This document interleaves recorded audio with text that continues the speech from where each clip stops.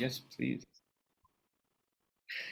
Welcome, everybody, to another episode of The Awakening Self. And yes, it's been a while since I've actually created a podcast because I was out traveling, exploring the world, finding the best of the best guests.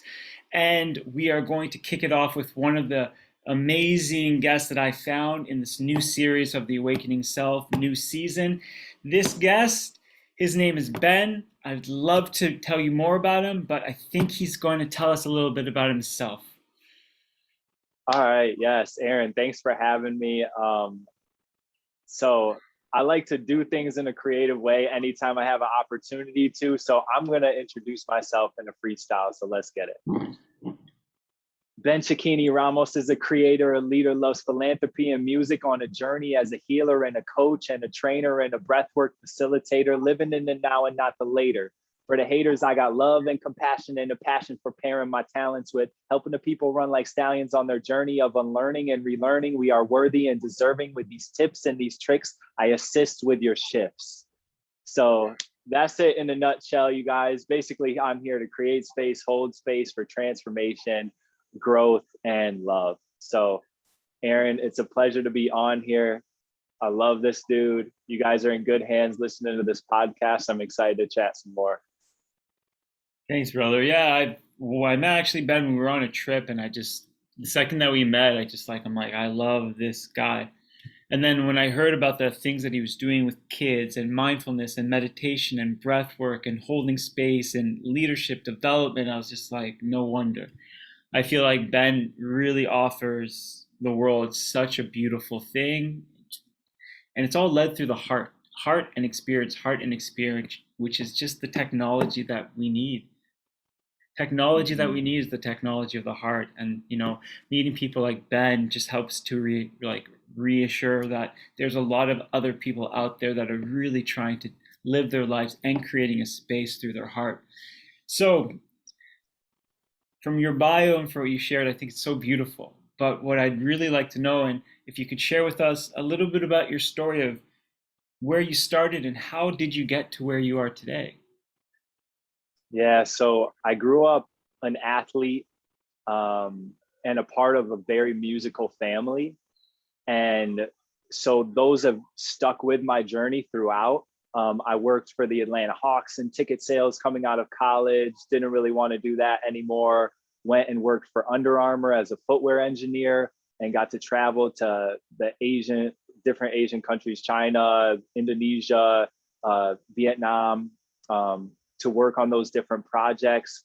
Realized I really wasn't making an impact with people the way that I wanted to. And I started to recognize just what the corporate world was all about after about 4 years of being in it directly out of college. And knew I wanted something more, didn't really know what I wanted. So I went and took a trip to Ghana and lived there for 3 months and worked at a soccer academy with about 40, 11 to 18-year-old boys, and just really reconnected with my love and joy for working with kids, being a mentor for sports and coaching. And so after that experience, I was like, I know I want to impact kids. I know I want to do it through sports, but also teaching like these life lessons.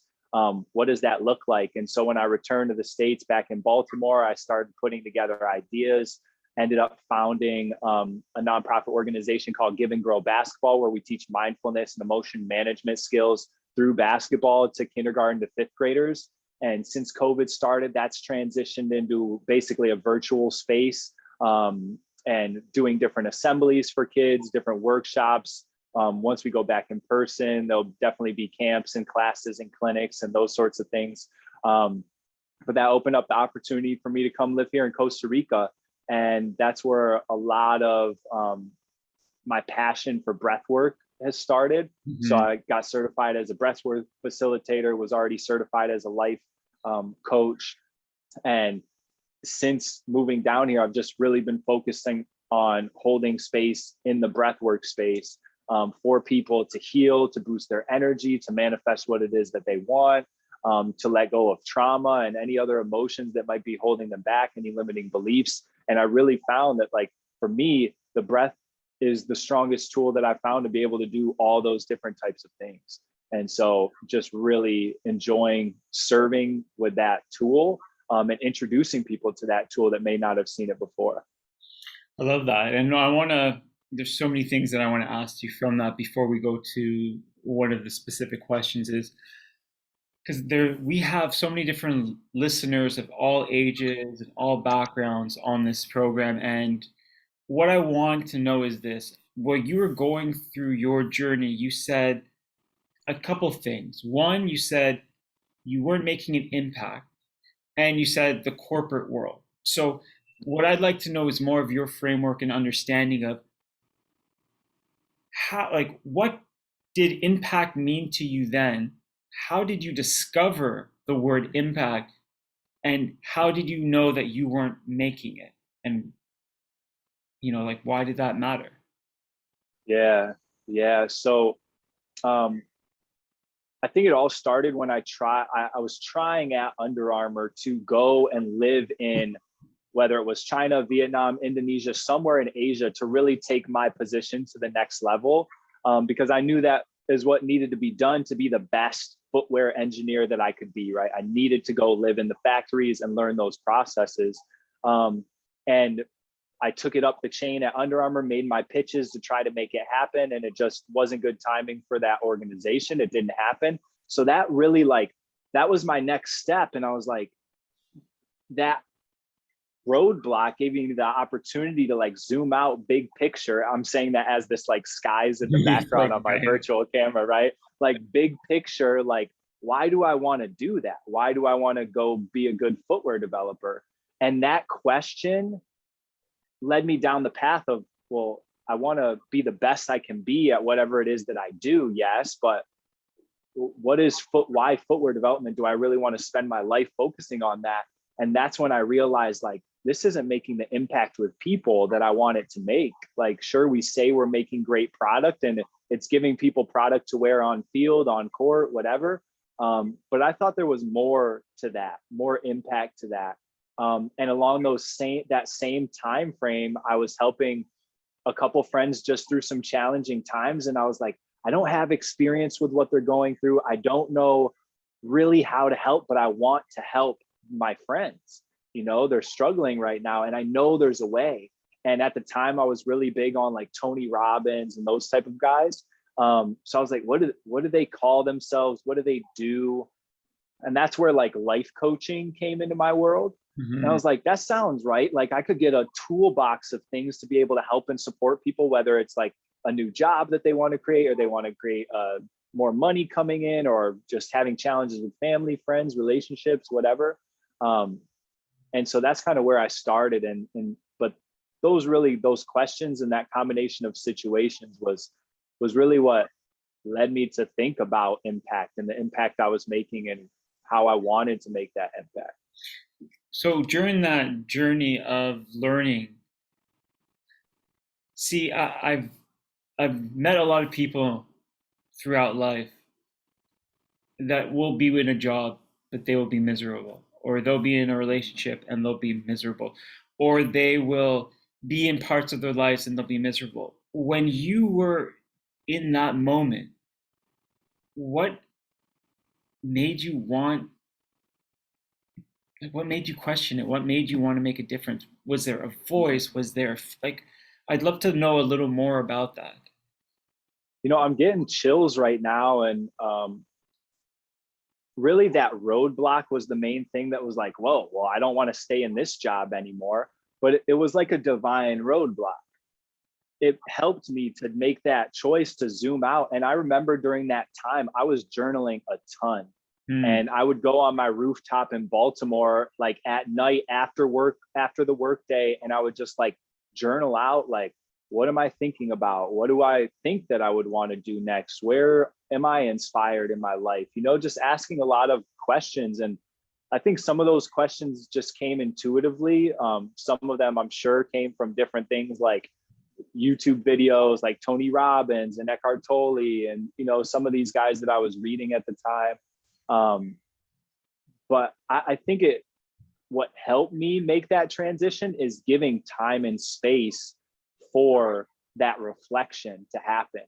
I know a lot of people that exactly what you were describing were unhappy with their position at Under Armour.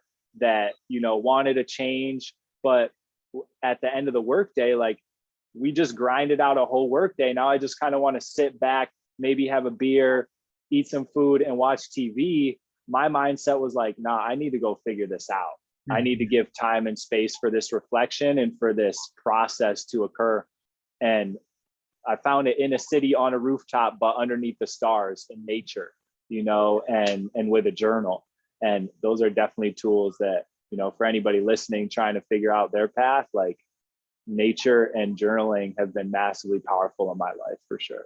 I think that's really beautiful. The reason I say that is a lot of times the pattern is with the feeling miserable or feeling sad or feeling depressed in a situation. Sometimes we refer to it as like the bias, and one of the bias is like the second cost trap. And it's you've invested so much into something that you actually see more of a loss than a gain. And this is why I've seen people stay in jobs even though that their dreams are calling to them, or they stayed in relationship even though they felt like there was a calling somewhere else. And one of my favorite lines is the richest place in the world is the graveyard, because that's where people die with their dreams. You know, like we come here, we got one shot. If we do it right, we got one shot to get there, to move it. And there's these voices, there's these things that speak to us constantly. Like I like to think about a theory where it's like when you're born, you're a character. And you don't know that you really have a choice. You think that this world is this world. Like your mother's your mother, your father's your father, the teacher's a teacher, and that's just what it is. And you must continue to conform to being this character. But later on, you start to get this narrative, this voice in your head that starts to tell you to think in a different way or feel in a different way. It makes you question it. And when people kind of dive into that, they start to see things a little different. The veil starts to move slightly. And then they get to a next part where they become the writer. And they start realizing, wait, I'm not the character. I'm not the narrator. I'm actually the person that's writing both of those. So I have the ability to change that. And they start writing it. But most people get stuck there. The problem with the being stuck there is they don't realize that the fourth place is you're the librarian. If you don't like what you're writing, then put the book on the shelf and get another one. Be somebody else, do something else, create something else. The problem with being stuck in step 3 is you get so caught in, I have to continue to write this story that I don't even like to write because I'm so caught into this character and the narration of it. But freedom and liberation is you don't owe anything to anybody and you can change whenever you want because that's the only constant in life. I went through like a very similar story throughout my life where I followed the trend and I fit in. I fit in so much that I was depressed. I was so normal that I almost went insane until I realized that I am trying to put this square into a triangle and I'm pushing so hard that it's killing me instead of putting myself back with all the other blocks where I belong. I'm stopping to try to fit in. So finding those places where you belong, though we can speak about it and it sounds really great, it's scary as fuck. It is very scary to take those steps. So that's why I wanted to know, like, you know, you're in this job, you're traveling, you have this money, things are going well, and then all of a sudden it's just like, nah, I want to change, I want it different. So to continue on this, because this is one of the pivotal things in this podcast that I love to talk about, is can you share with us a few of your awakening moments? You know, moments where things just kind of shifted in your life and you saw things in a different way? Yeah, definitely. The first one that comes to mind, because there's certainly been many along the journey, but my initial awakening was in college. I had just performed my first like official rap concert. We opened up for Sean Kingston. So if anybody knows who Sean Kingston, you're way too beautiful, girl. Yeah. Right. So The old heads definitely know that. Some of the younger people definitely don't. But we had just opened up, and I was basically like a feature for my friend that was the star running back at our college, like really good guy, really good player, really good like rapper, and he and we crushed it. You know, the like people basically like carried us out of the place. Nobody stayed and listened to Sean Kingston, and we were riding this massive just high on life. And then a couple weeks later, I'm passing him in the it just like on the path at school, and we just stop and talk for a second, like, yo, we crushed that. We hadn't really seen each other since the event. Yo, we crushed that. I'm excited for what's coming next. You know, what are we gonna do? We want to travel with this, you know, like just really dreaming together. And like a day after that, I woke up to my roommate, who was also a captain on the football team, coming in my room at like 7 a.m. and telling me that Tim was gone. And he had passed away. He was on his way home from the bar on like a Wednesday night, which was like right off the corner of campus, got jumped by like 8 guys, was beaten up, left, and then ended up dying from, you know, the trauma and pretty much bleeding out. So I was stunned, you know, like I had never lost a friend before. I had other than like a grandparent, 2 grandparents, you know, I never lost anybody close to me. And certainly not my same age, you know. So after I heard that, I decided to go. I was going to go on a drive and go off into like the countryside. And so I went out there and had no clue where I was going, like, you know, God take the wheel type of thing. And I end up turning on this like beautiful dirt road with these like trees like arching over it, and it was fall, so they were all orange and yellow and reds, just like literally like it was like a autumn portal on this dirt road. And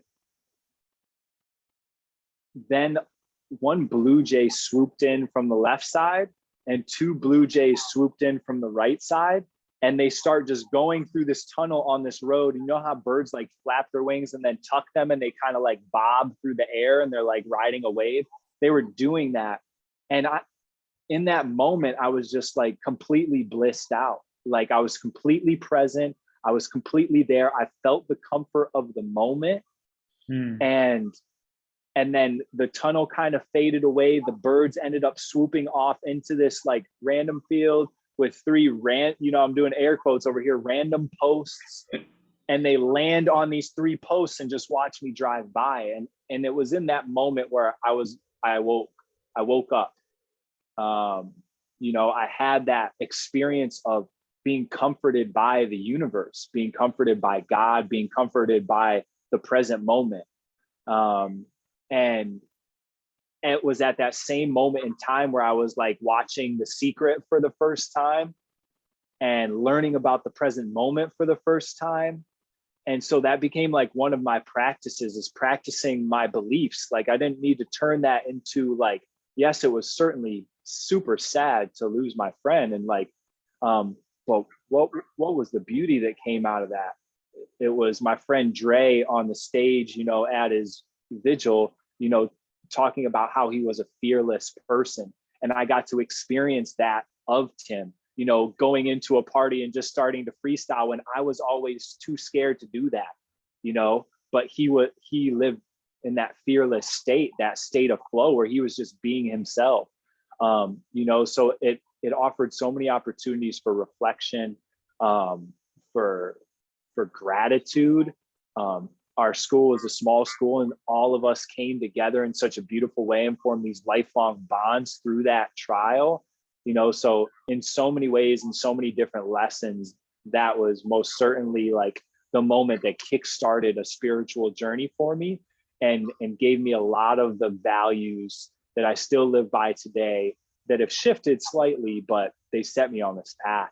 And they certainly empowered me when looking to leave Under Armour and head on this journey of the unknown. Beautiful. Beautiful. Thank you so much for sharing that. Yeah. On the journey that you went on, there's a few things that I'm just curious to know. It's when you talked about that feeling and when you talk about spiritual, can you explain a little more about how you like what that feeling was? Was it a feeling that you've had before? Was it a new feeling? I would love to hear a little more about that feeling. And the second question would be, when you say spiritual, I'm curious to know what your definition of spirituality means in that context. Mhm. Yeah, for sure. So the feeling, I imagine that I had felt it before, but it had been a really long time because it felt familiar. It felt so safe. Mm, It felt like I was being held because I was crying in the car. I was like contemplating all this life and death, and damn, like I'll never get to see him again. All those dreams we were just talking about, like no more, and like what, just in shock. So those birds, that road, that whole entire moment um, was just a feeling of comfort, of safety, of love, and what I've come to know as just what it feels like to be completely present, you know. And for me, it kind of segues into my I don't know if it's necessarily a definition, but the way I would describe my spirituality mhm, is being connected in the present moment to myself, to nature, basically to the whole entire environment, to the feelings of inside my body. And that is that has been for me that's what I seek on the daily. That's what I, try to remain in on the daily. And when I fade off, I want to bring it back to there because I know that that's where the comfort, that's where the love, that's where the peace and joy and gratitude, it all exists there.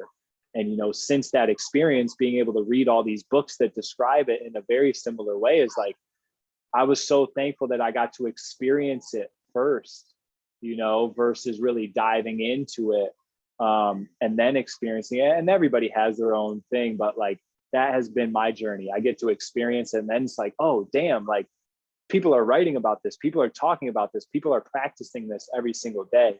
And then it gets to turn into a practice because like, ooh, that's what I want. That's what one of the most beautiful parts of this life is, in my experience, anyways. and I like that because this now brings more context when you're speaking about the Under Armour, because everything Mm-hmm. that you spoke about, what you consider to be spirituality, is the whole reason that you left Under Armour.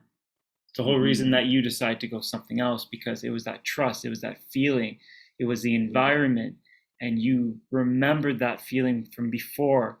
And now, would you say that this spirituality is more of like a touch point to connect to let you know if you're moving in the right direction, if you're moving in maybe, I wouldn't say the wrong direction because I don't believe in wrong directions, but let's go back. Would you say this is more of a way, a checkpoint to know if you're heading in the right direction?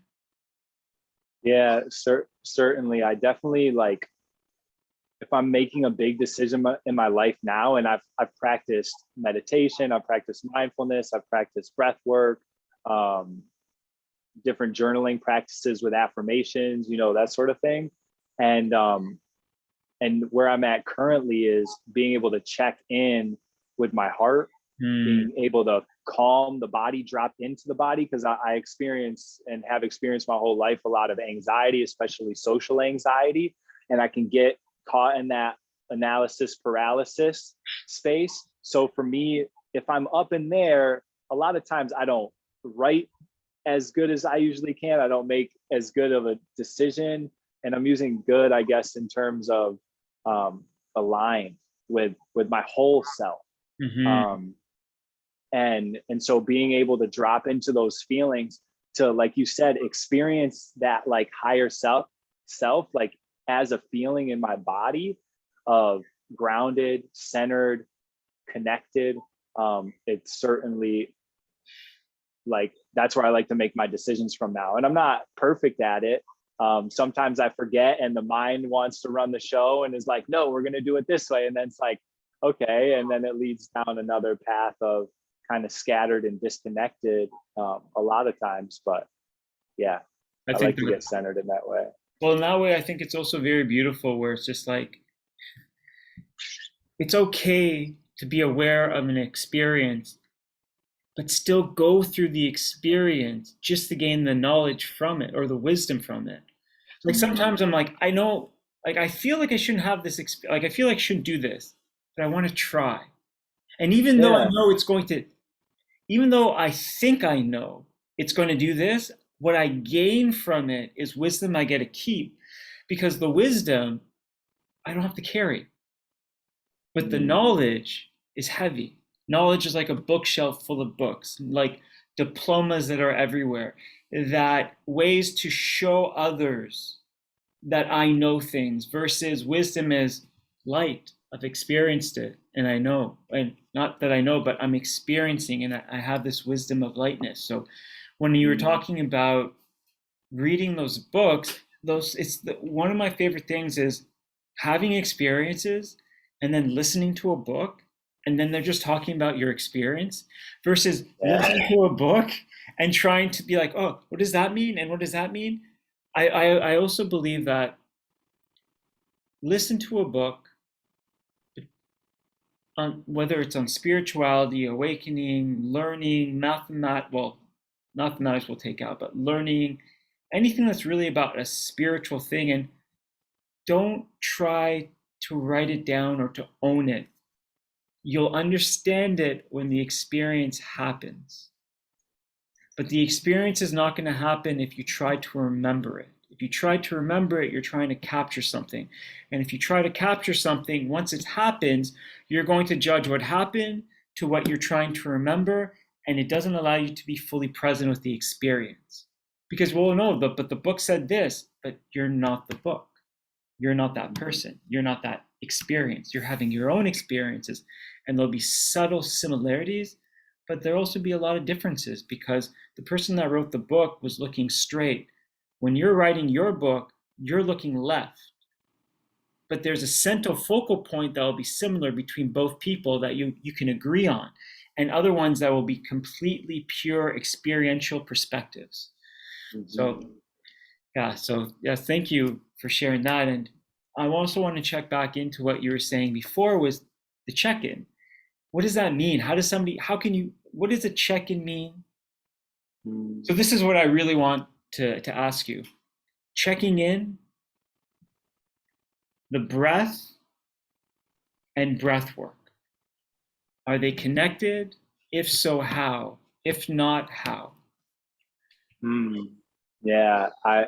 For me, I'll speak on my experience. Like those check-ins are definitely connected to the breath, and breath work supports my ability to drop into those states where I feel connected, where I feel grounded, where I feel heart centered, aligned, um, just in love. Hmm. And so if I'm doing a check-in, a lot of times what I like to do is, because typically I'm up in my head, things are going really, really fast. And so when I'm checking in, I'm trying to down regulate my nervous system. Um, so I can be more like operate from that slow space. Um, and so I'll a lot of times use a long exhale, and like I'm blowing through a straw, and really just slow everything down. And then I start breathing into my belly, and I Hmm. can immediately feel this downshift. Everything starts to calm and slow. I'm slowing my breath. So it makes a lot of sense, especially when I'm focusing on my breath. My mind's focused on my slow breath, my mind's slowing. My body is focused on a slow breath, my body's slowing. And it's all scientifically proven too, which I think is a great to have. And it's all proven throughout time with, ancient cultures and philosophies, and they've been doing this for thousands of years. So that also makes sense for me.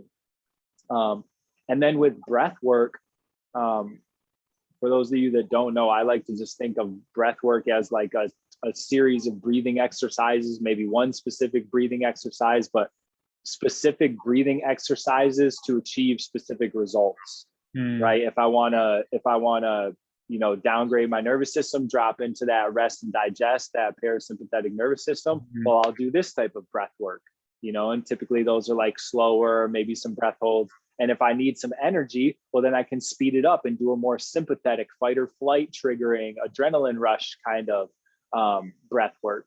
And so all of those different breath works, I think to your point and all the talk that we've had around experiences, they give you experience in these different states, and they give you experience navigating to those different states. So if like, okay, I'm going to, like, I don't know why this example is coming to mind, but I need to go to a funeral, but I was just at an amusement park and I'm all revved up. Well, now I get to slow down my breathing so I can drop into that, more like, hey, we're going to be mourning here. I need to be able to connect with people and be this calm, grounded presence. Or maybe, you just had a bad day. You were feeling depressed or anxious or whatever. I need to kick my rear in gear so I can get up and do whatever it is that I want to do, and yeah, so I hope that answers your question. It does, because the one thing that will never lie to you in this life is your breath. Mm-hmm. And if you can check into your breath, you can check into a lot of things. And there are subtle little things within our lives that we don't realize. And I love how you're talking about the parasympathetic system, because when we live our lives in a fast way, need it now, if we don't calm things down for our body, this is how we get illnesses, this is how we get diseases, this is how we feel uncomfortable. So if you've had like a very busy day and then you want to shuffle your food, you're not actually eating it in the parasympathetic system. It's a sympathetic system.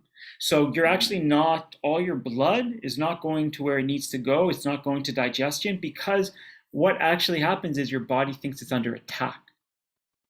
So it goes to the vital organs, but when you're actually, before you eat, phone away, computer away, or if you want to watch TV or you want to have the computer, fine. But the key thing is, take your food, take a couple deep breaths before you take your food, smell your food, take the first spoonful, forkful, whatever it is, put it on your tongue, signal to your body, I'm giving my body permission to absorb this. Then your digestion system, everything works, and then you'll find yourself calm and your breath calm. This is what gets us mixed up in this world. We must go fast to be productive. But if you go to the gym and you lift heavy weights, you will externally look large, but internally you'll break. You will not have the fundamental basis, the foundation to really hold this. This is why it's key to go slow to go fast. So people are like, well, why would I do breath work if it's going to slow down my life? It's going to allow you to slow down, change your perspective, change your state, because you were speaking about state. And the second that you change your state, then you have a different perspective. And when you have that different perspective, then you have awareness of other possibilities. If you have awareness of other possibilities, change can happen. If change can happen, then you can just slowly start moving into these things. But if you're constantly in a fast paced life, and you don't change your perspective, you don't check in with yourself, you don't catch your breath, you don't do these amazing things that, Ben, you were talking about, then you're going to crash and burn. And then you're going to get to an age where you're older and be like, how did I get here so fast? I'm 38 now, and I feel like I'm a kid because I'm living my life slow. But through the slowness, from conversations to people, I'm actually more productive than I've ever been in my life. I don't fit in. I'm no longer trying to go into that triangle because I belong. I belong with Ben. I belong with my friends. I belong with my family, because in the stillness, we discover everything. And in the stillness, it allows us to understand if we want to move fast or why we want to do these things. So I think these things are so key and fundamental. And one of the things what really hit it off with me and Ben at the beginning, which I loved, was I've been doing charity, I've been working with children, I've been doing all these things. And then he told me that he does breath work and he does these amazing basketball things with kids. And I'm just like, what, bro? I love this man. Can you tell me a little more about that, where that idea came from? And, I would love for you to share that with everybody else. Yeah, for sure. So the idea came from being in Ghana, um, getting the opportunity to slow down. Like my life really slowed down just to kind of like support the points that you were making about slowing things down. Like I got to look at life in a different way. And I knew that I wanted to help people with like just life in general and like definitely mindset, definitely emotions. But I also wanted to coach kids. And so my whole mindset was like, all right, I want to do all of it in one space. I want to do everything that I'm passionate about in one space and have that be my job. Mm. Um, and so I went and I created that. And it's been awesome to be able to see the growth of it. I mean, certainly it hasn't been easy, building something from the ground up and doing it alone for a while and then bringing in a partner that was working part-time with another job and then making the decision to hire him on full-time, when we weren't making money, so a lot of risks were taken along the way, a lot of leaps of faith. Um, and now it's like self-sustainable, which is beautiful. We're getting sponsorships, which is amazing for the work that we want to do. And specifically what we ended up doing was pairing basketball drills with these mental and emotional skills. We call them me skills for the kids. And so as a kid's dribbling a basketball, he or she is practicing positive self-talk, right? Or as they're, practicing their free throws, they're incorporating deep breaths. Or as they're doing passing drills, they're sharing their emotions and listening to people share their emotions. So it's all just around making mindfulness, meditation, uh, emotional intelligence training, all of those things accessible to kids in a fun and engaging way. Um, yeah. Why children? Hmm. So one of the things that has been interesting for me, we start to see a fall off of kids with confidence, with play, with believing in, like, I guess this is confidence, but believing in themselves, being able to manage their emotions, probably around the 6th grade. We work majority with kids in kindergarten to 5th grade. And a lot of those kids have these skills. They know how to release emotions, but it's during this age where they start to be told, don't, anger's bad. Go to your room. This is what happened to me as a kid. Is like I got angry on the basketball court, got a technical foul, got sent to my room. So what did I learn? Anger isn't bad. The way that I express my anger isn't good. It's bad as well. But I was never taught the ways to manage it successfully, in a healthy way. So we're just trying to reinforce a lot of stuff that the kids already know. They know how to talk to themselves in a positive way. They know how to play and have fun. So that as they transition into this 6th, 7th, 8th grade, that's such a strong foundation, because I know that, like, for me, I was a math major in college. I don't ever use any of those math skills at all anymore. I grew up playing sports. I play rec sports now. It's fun, but I don't use that as like a super important part of my life other than connecting with other people and getting some exercise. So I don't need to remember those plays. But what is the thing that's with you everywhere you go? Your mind, your emotions, everywhere you go. So let's teach the kids those skills, and let's do it with the most popular sport in the USA for kids, basketball. I love that. And what I also love what you're doing is so when children grow up,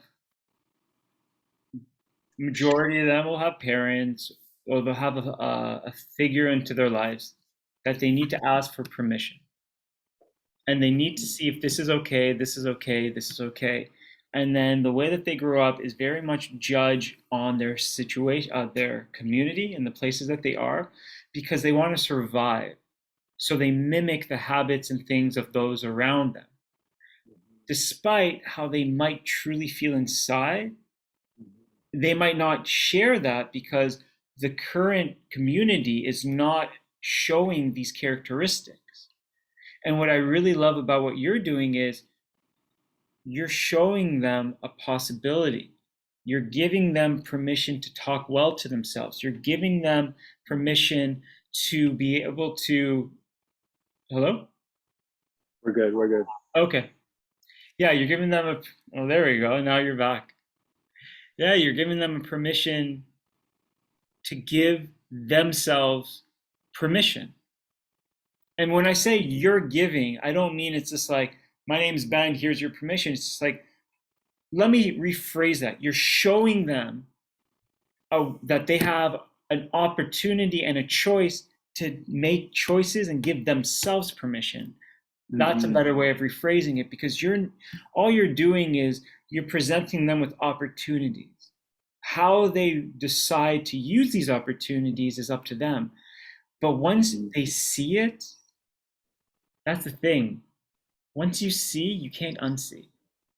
Yeah. And once these kids see, they can't unsee. In the Bible, one of my favorite lines, Bible and neurology, they talk about the first 7 years of your life are the most fundamental. In the Bible, they say, give me your child until the age of 7, and I'll show you the adult.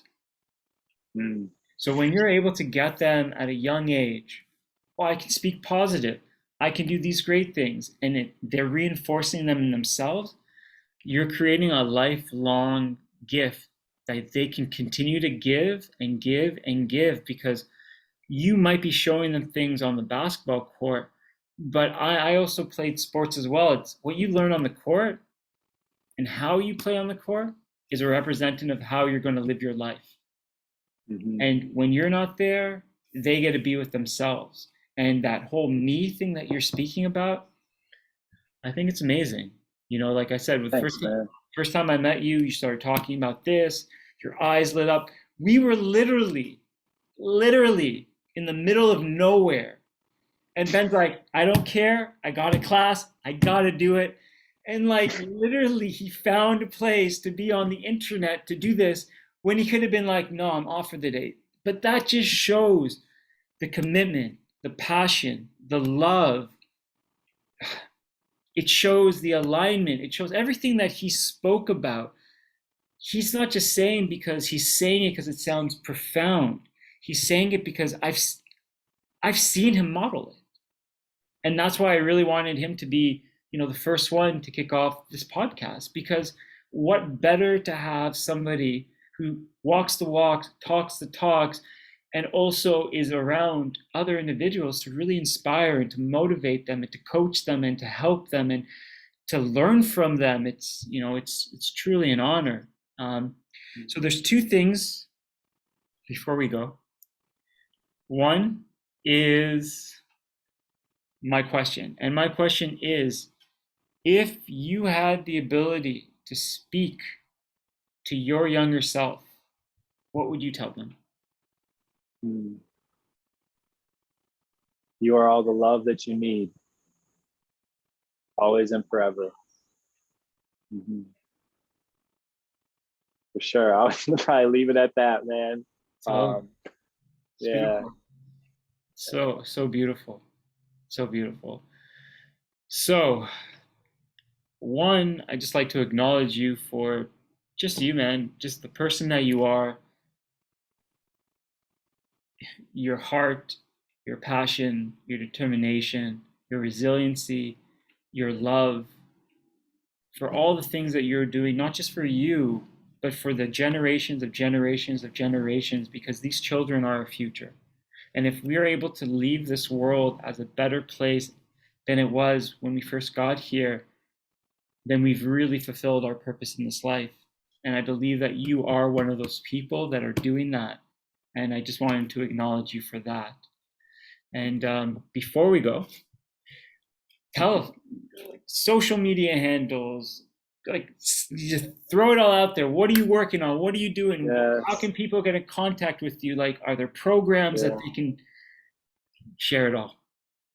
Man, well, I just first want to say thank you for all of the beautiful things that you said to support me and the work that I do and everything. All of that is fully received, man. And you guys, once again, you guys are in beautiful hands with this man on this podcast, and he lives his life from the heart. So if that's something that you're looking to do, continue to tune into these.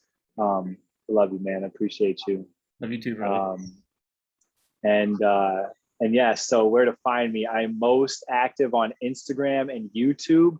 You can find me in both places at ben.the.bridge. On YouTube, I have what I call billboard breathwork, where you can breathe along to people like Kendrick Lamar, Adele, Lady Gaga, Beyonce, Rihanna. You know, that's more of like a popular music mixed with breathwork for those of you guys that may have never tried it out before and like to listen to those type of artists. I also have free breathworks every Wednesday at 7 p.m. Eastern time. Feel free to drop in the links in my bio on both YouTube and on Instagram. I love having people on there. That's where we really take deep dives for about 45 minutes. You learn some new techniques and you get to go on a breathwork journey. A lot of people have some really profound experiences in those. So I definitely suggest joining into those for free. And really, that's it. If you have any specific questions, DM me on Instagram. I love helping and supporting people on their journey. And I do a lot of free stuff to help.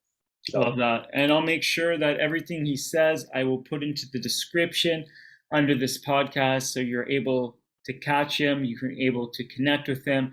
And also know that with this podcast, every time we release this podcast, stay tuned, follow the Instagram, go to theawakeningself.com, follow me on the social media handles, because each one of these speakers for this season, they will be providing a 30-minute free workshop. And you know what? Ben's already doing it, so it just makes it that much easier. And that, once again, come through. there you go. And that just shows you once again, like, I love this man. All right, Ben, thank you so much, man. Thank you for your time, for your energy, for all that you are. And I can't wait for us to, continue this journey together, and for you just to continue to do the amazing things you're doing, brother. Thanks, man. I appreciate you. And thanks for everybody who listened in. Appreciate you guys as well. All right, everybody, stay tuned for the next one. And yeah, we'll talk soon. Have a great day.